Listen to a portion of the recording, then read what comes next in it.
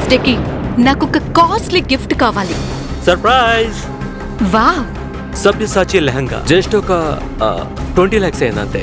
Oh my God! అఖిల, ఈ lehenga duplicate. ఇలాంటివి local మార్కెట్లో 5-6 వేలకు దొరుకుతాయి. రే బికారి ఆగక్కడ. అరే వేస్ట్ ఫెలో సార్, ఆయన ఎవరో తెలుసా? నీ ముందు నిలబడిందో చూసావా?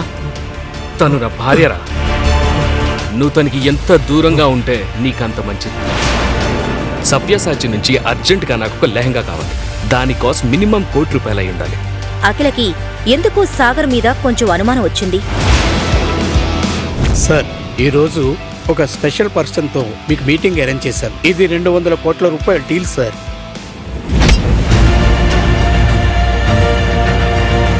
ఇతనితో మీటింగ్ అరేంజ్ చేశానని నాకు ముందెందుకు చెప్పలేదు? ఇతనితో ఎంత పెద్ద డీల్ అయినా పర్వాలేదు, నేను చెయ్యలేను. అసలు ఎవరా పెద్ద మనిషి? సాగర్ అతన్ని చూసి ఎందుకు దాక్కున్నాడు? సాగర్ నిజంగా పేదవాడా?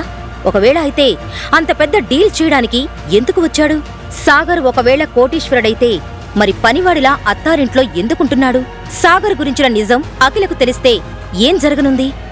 అసలు సాగర్ పెళ్లి అఖిలతో ఎందుకు జరిగింది? ఈ ప్రశ్నలన్నింటికీ సమాధానం తెలుసుకోవాలంటే ఇప్పుడే డౌన్లోడ్ చేసుకోండి పాకెట్ FM.